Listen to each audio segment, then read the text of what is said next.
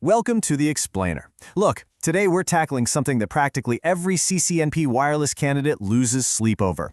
We are breaking down the 300-110 WLSD exam blueprint. We're going to decode exactly what Cisco is asking for and figure out precisely where you need to focus your study time. Okay, let's dive into this. The official document straight from Cisco Systems for the Designing Cisco Wireless Networks version 1.2 exam is our absolute source of truth today. Everything we're discussing is grounded directly in their explicit guidelines. So no guesswork here, just the facts.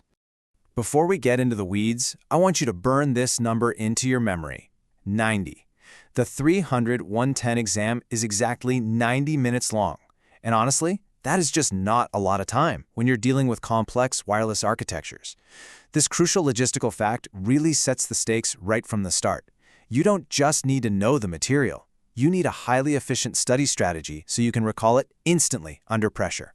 To help with that, Cisco divides the syllabus into 4 major domains. We've got 1. Wireless site surveys, 2. Wired and wireless infrastructure, 3. Mobility, and 4. WLAN high availability.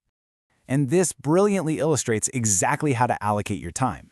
Site surveys and mobility are tied at 25% each, and high availability takes up 20%. But the absolute heavyweight champion of this exam is infrastructure, coming in at a massive 30%. You can basically treat this as your study time allocation map.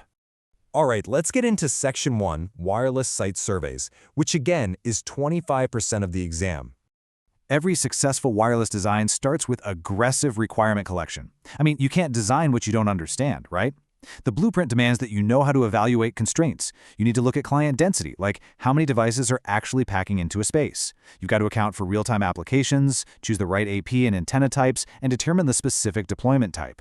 Because designing for a quiet office doing basic data entry is completely different than, say, a hospital relying on real-time voice and location tracking. And of course, you've got to bake in security from day one. Let's move to and see how this builds, because Cisco expects you to master these survey processes in a very specific order. You start by analyzing a Layer 1 survey, dealing with raw RF and material attenuation. Then you move into pre-deployment surveys, follow up with post-deployment surveys to validate the actual installation, and you also need to be fully capable of performing predictive site surveys. Now, you can't do those surveys without tools. The syllabus specifically calls out the industry-standard planning tools and spectrum analyzers you absolutely must know. If you see Ekahau, Hamina, Channelizer, or Spectrum Analyzer on the exam, you need to understand exactly how they're utilized to evaluate key network metrics. Moving right along to Section 2, Wired and Wireless Infrastructure. This is the big one, 30% of the exam. Cisco splits infrastructure directly down the middle. On the physical side, you're looking at the tangible requirements. We're talking AP power, cabling types, switch port capacity, physical mounting, and proper grounding. Contrast that with the logical side, where your focus shifts entirely to calculating WLC and AP licensing requirements based on your specific wireless architecture. So, the crucial point is Objective 2.3, Design Radio Management. Out of all the infrastructure objectives, this one is the crown jewel. It is incredibly dense, highly technical, and a guaranteed focal point on test day. Let's really dig into this one. Designing radio management comes down to 3 core pillars. First is RRM, or Radio Resource Management. You definitely need to understand traditional RRM, but pay super close attention to Cisco Catalyst Center AI Enhanced RRM. You need to know how AI dynamically drives channel and power assignments based on historical telemetry. It's a total game changer. Second, you've got RF profiles, where you tailor radio behavior to match the specific physical environment of a room. And third, RxSOP, or Receiver Start of Packet. Now, think of RxSOP like being at a really loud cocktail party and actively choosing to ignore the conversations all the way across the room so you can actually focus on the person standing right in front of you. It determines the exact signal level at which an AP will actually listen to a client, effectively shrinking your cell size. Mastering how these 3 components work together to fight co-channel interference and optimize high-density environments is absolutely non-negotiable for this chunk of the exam.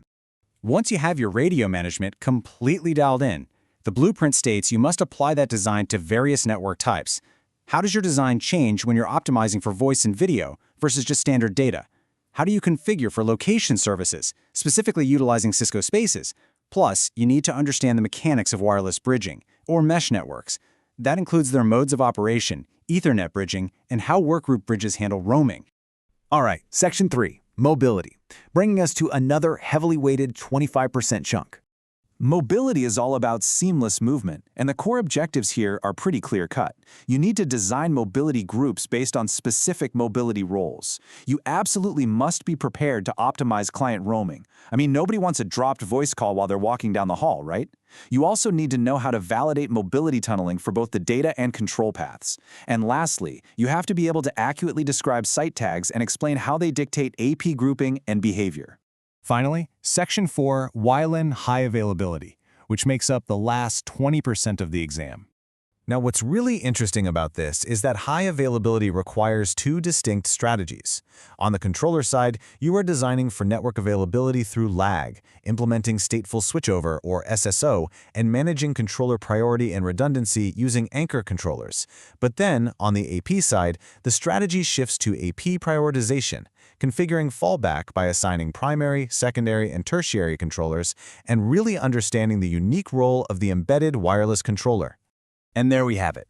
We've navigated straight through the official documentation, decoding the exact expectations Cisco has laid out for the 300-110 exam. From the critical RF profiling and RxSOP tuning in radio management, to ensuring your network survives a hardware failure, you now have a clear roadmap of exactly what to study. So I want to leave you with this final thought as you review everything we've covered today. Be honest with yourself. Is your controller redundancy strategy actually ready for the 300-110 exam? Use this breakdown, allocate your time according to the weights we discussed, dive deep into those radio management principles, and go conquer that test. Thanks so much for joining me today on this explainer.